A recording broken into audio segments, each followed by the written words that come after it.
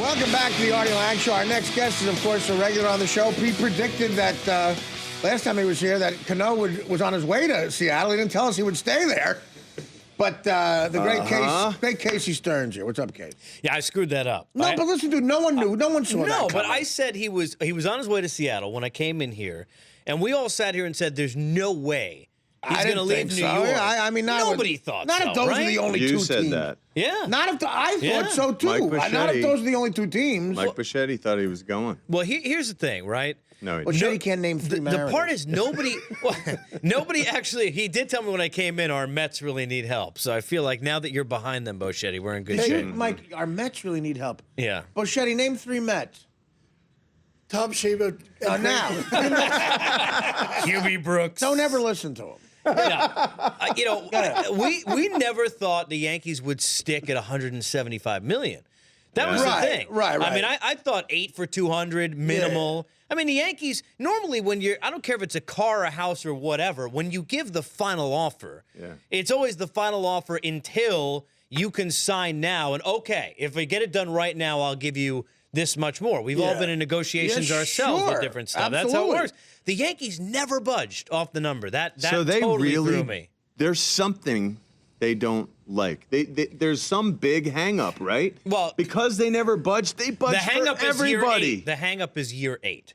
They gave him actually more. He's 31 years They gave old. him I mean, more average annual value than the Mariners and gave. look, And You're after, right. okay, And- after getting burned by A-Rod, That's a they're lot to trying do to with it. change Correct. their Right. business And guess who his plan. best friend is? A-Rod. He's probably Right. talking bad Right. about the No, organization. right. Probably in his head going, Right. talking bad about the organization because A-Rod can't stand them right now anyway. Yeah. And bye-bye Cano. Yeah, $25 million for 7 years. They gave him. That's actually more per year Right. than he's going to end up getting in Seattle. I mean, who's going to pay him 8, 9, and 10 outside of Seattle? But if you're going to try and get him to go as far away as humanly possible from the Dominican Republic, and that's what we talked about here, that's why I thought there's no way you don't get Jay-Z to go to Seattle. You get Jay-Z to be a marketing Stay in New promotional York. stuff, right? Yeah, absolutely. Yeah. I mean, no you're offense to right. Nirvana, but it's, let's be honest. Come on. You're right. Soundgarden is not the agent for Right, exactly. It doesn't make any sense. But listen, he was here for what, 5 or 6 good years? Yeah. We got a ring with him. He's got a ring with the New York Yankees, 2009.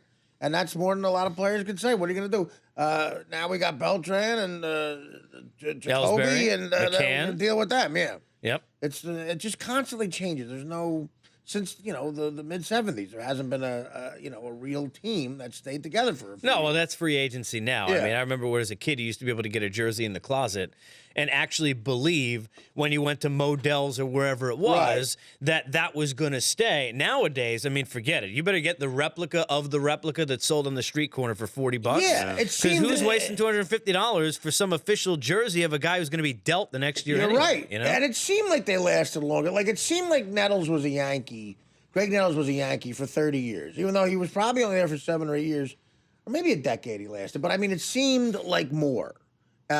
Munson certainly was there a long, long time. But you always had, like, guys, it seemed like they were always going to be there. Right. That next Trust. year, how's Nettles doing at third in Right. spring training? How's Right. Munson catching? How's whatever, blah, blah, blah. But the 80s when it really blew up and nobody was sticking around anymore. So you're used to this. I'm used to it. Yeah, and now you get paid. Right, And that's exactly. the You thing. get paid. If we were all a lefty reliever, we'd be, Boone Logan of the Yankees, who's not that great, just got paid $16.75 million. Amazing. For 3 years. He pitched 39 innings last year because he comes in for a batter. He either gets an out or gives up a home run. Right. And then you forget about it by the next day because the next day he does the opposite.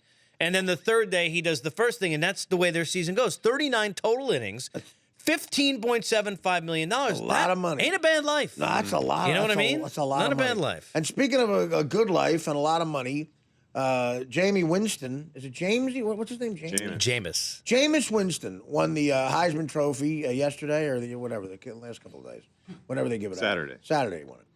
And gave what I think is one of the best speeches in the history of the Heisman Trophy. Oh. We have it here. He talks about the process, like A-Rod did talk about. A-Rod talks about the process all the time, but Jamesy, what's his name? Jameis. Like famous Amos? Yeah, Famous Jameis. Has his Right. has his own process that he goes through.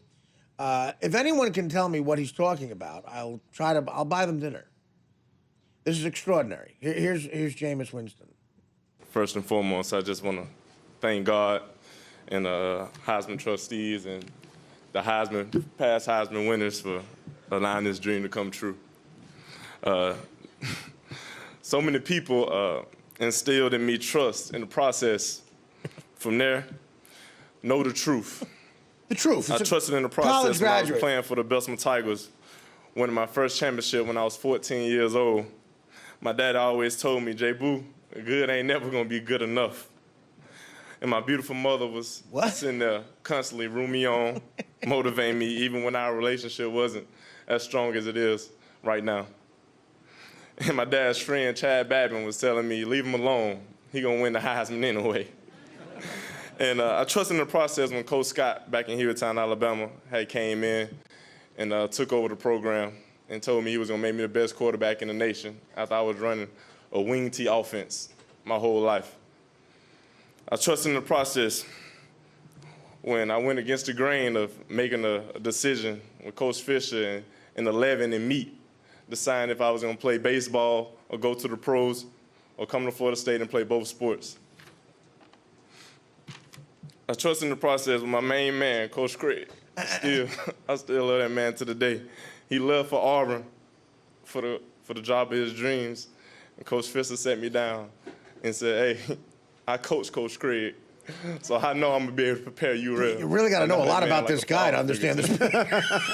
I trusted in the process that evaluate facts and its truth is delivered with positive outcomes.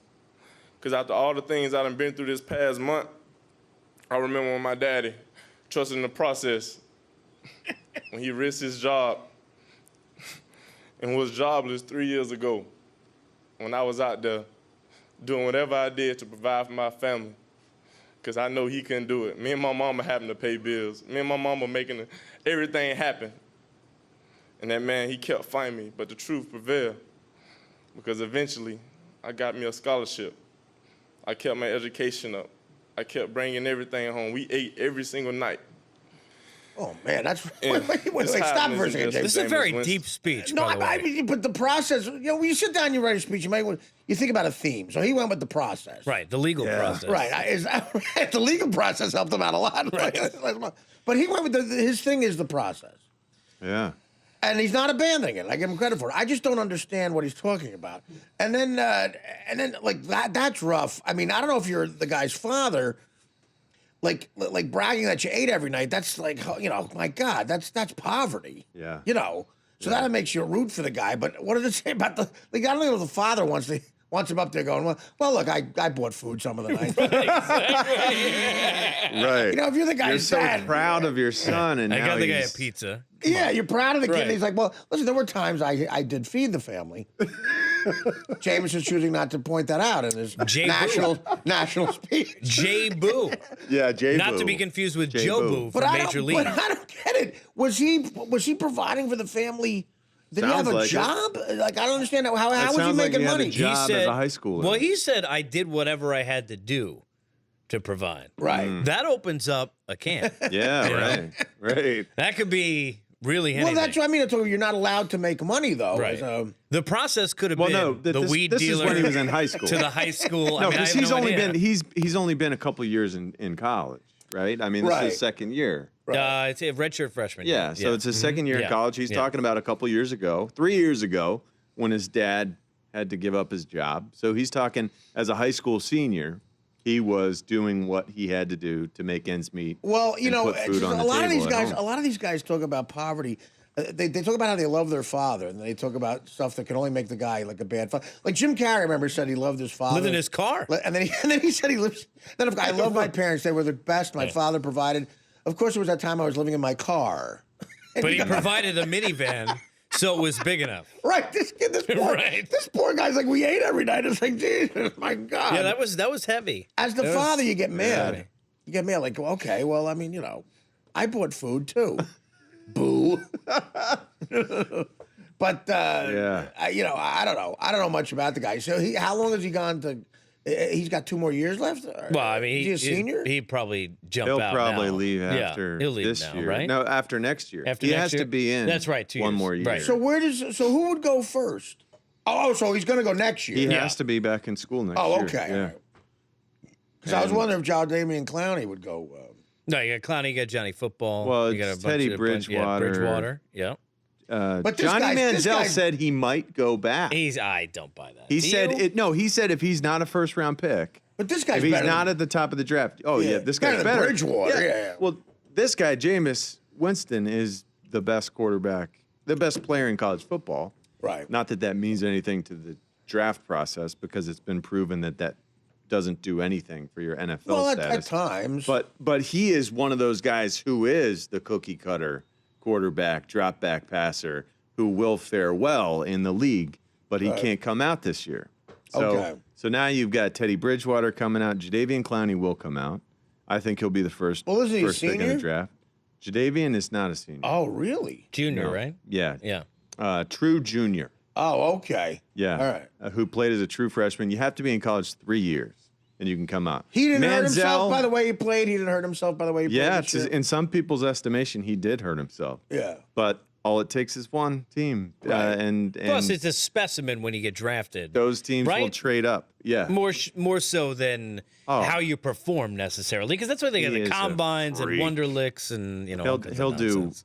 he'll do amazingly well. Clowning for just, Clowney. Just measure his arm span and vertical, and he's 6'6", 270. But would this year indicate to you that he's maybe a mental case, like that can ruin a career? No, not to me, but to some front office people, yes. Yeah. Because he didn't put it out there every week. He had mysterious ailments that kept him from playing some weeks. And he did it on purpose. A lot of He people. was protecting himself. Yeah. So playing not to get hurt. Had 3 sacks this season. That's terrible. That's 3 more than I had. He did have people double and triple teaming him every play.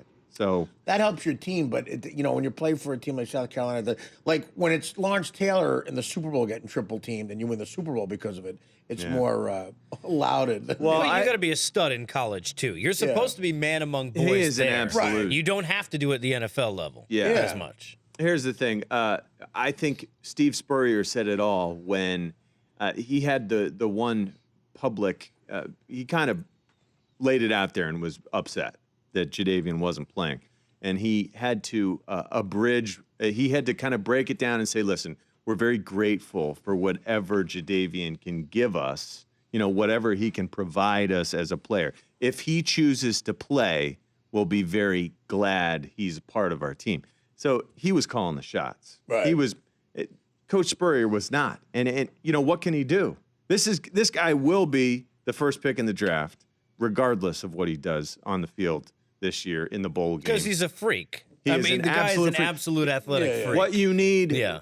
in a 4-3 defense, Right. he is the defensive end you need to make your defense good for 12, 15 years. How about the Redskins, who screw up so awfully, have the worst season you could ever imagine, Really? and no pick that they can use? Yeah, They, I know. they are one game away from the clowning for Clowney superhero status and Yeah. have no pick. Well, Yeah. what about the RG3? I mean, it's unbelievable. What's your take on the RG3? Really. Honestly, my take is that you could do a thesis on the 2 eventual shutdowns in D.C. from Strasburg 1 year to now RG3 2 years later, and how badly the organization screwed it up. When the students screw up in high school, you blame the teacher or the parents, because even though the kids threw crap, you got to blame the people who put him there. I'm not going to blame RG3 for wanting to play when he's hurt. That's what you want. And show me a quarterback who says, I'm too hurt to play, and show me a loser. Sure. I mean, you got to have a Now, you team want that's your smart quarterback- enough to sit the guy down. Right. Second thing is, the coach and the owner, their egos are so big that they haven't once thought about the player or the human being. They've only thought about themselves but and they're this not team the going entire. to. No, I understand that. That's the thing. But to me, you put the blame a lot of people put the blame on RG3. That he has played terribly and all of that. The guy is not healthy. He's been out there trying to do the best that he can, and instead of nurturing, trying to make him better, everybody's kind of taking a dump on him. Yeah. And I think to then shut him down and handle him this way, he's definitely going to be the quarterback next year, regardless of what Cousins does. I think Shanahan will have to be out because of that. But I think it's a shame. To me, I haven't done the right thing by the kid. Right now, he is the scapegoat. The whole thing. Yeah. But I think he needed this sort of, bring him down to earth, blow to his ego. I think this is a good thing. I think that's the way Mike Shanahan looks at it. But he's going to lose his job because of it. The thing that surprises me is his son, Kyle, who is the offensive coordinator, when he came out last week and said, listen, I had no idea this was going to happen. Doesn't want to play with My his father dad anymore. hasn't even talked to me about this. Right. So I'm the offensive coordinator. If it had to do with football, I would know about it. This has nothing to do with football. So, and then he comes out and says, doesn't want to work with him I don't anymore. want to be with my dad anymore. Because he wants to stay You on the have an staff. offensive coordinator position because your dad is the head coach. he- Now you're saying, I want to get away from him. I thought that Mike Shanahan was doing this and keeping him out of the loop to protect his son. Right. Like he knew, listen, I've won the Super Bowl a couple times. I'm at the end of the road. I can retire and be happy, but I don't want my son taking the blame for our terrible season. I will shield him from any sort of culpability here. Here's the question, though, right? You go back to Denver days when Shanahan was the king. It was, wow, Terrell Davis is gone, and you put Mike Anderson out of, where is he from, Navy, 1,500 yards, and put him in that offense. Oh, was my a God. fullback Shanahan is a that. genius. Yeah. But to me, I look at it now, the way he's coached this football team, and I think he had Elway as a quarterback. I think the offensive line and that running scheme was not getting enough credit, and I wonder whether or not this many years later, Shanahan has done anything but a terrible job here. It looks like he's done an awful job handling this situation. Is he not? Yes, yeah, absolutely. I think so. Right? I think so. And I think because of his success earlier, he handled this too pridefully. Right. That he wouldn't have dealt with this situation the same way back in 1997 that he did in 2013. And I think that what he was doing back then with the zone running scheme within the West Coast offense, that was groundbreaking. No one was doing that then. But remember, that's 1996, 1997. Long time ago.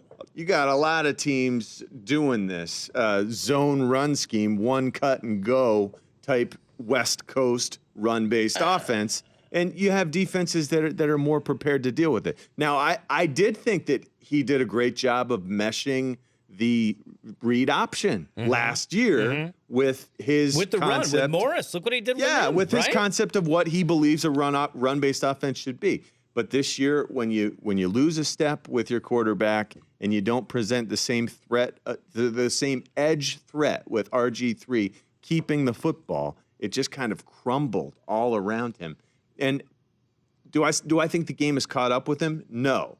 But I do think he could have done a better job handling the situation, A, and B, coaching to his personnel and strengths. Well, it's fine. Look, we have fathers and sons too with the son situation. Sometimes fathers leave their kids out of stuff. I remember when I was 14 years old, my father taught every kid in the neighborhood how to get illegal cable, and I was the only kid who didn't know how to get illegal cable. And the he kept you out of that Yeah, loop? I had to beg him for it. Finally, he showed me how. Not Showtime, but the others.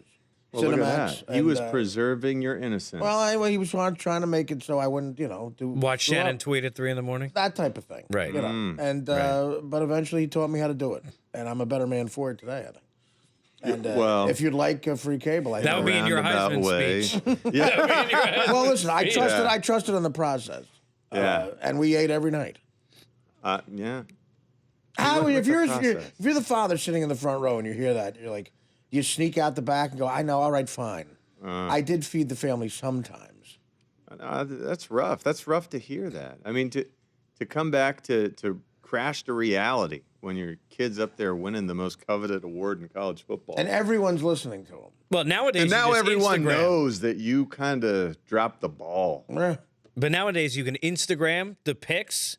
Yeah. So then when he's full of crap on the stage, you could say, I fed these damn kids. Look at December 8th. Right. Here's the spaghetti. If I didn't feed him, how did he get Like, you this couldn't do that big? back then. But Yeah, what now about he's that? doing Yeah, he got big and he's a big He's athlete. a gigantic quarterback. Yeah. I could never go with that. He was in this studio today, according to Josh. What studio? This studio. Right Oh, here? with Dan Patrick? Yeah. Oh, okay. Yeah, and everyone said he was just a monster. Really? So, geez. Big dude. Well, tell the people at Dan Patrick that we have Jason Lawman on the third hour. Lawhead. I mean, Lawhead, yeah. Yeah. Jason Lawhead. Well, I'm he's- thinking of Steven Seagal Lawman. Yeah, he's in a similar vein. Yeah, that's similar. Yeah. He's a sports guy. Hard to kill. Sports Steven comedian. Seagal? Jameis Winston does a good Reggie Jackson, I hear. Yeah. We're going to take a break. We come back. We're going to come back actually with our version of Jameis Winston. Guest-wise Casey Stern. Oh, yeah. MVP. The Artie Lange Show, weeknights on Audience, only on DirecTV.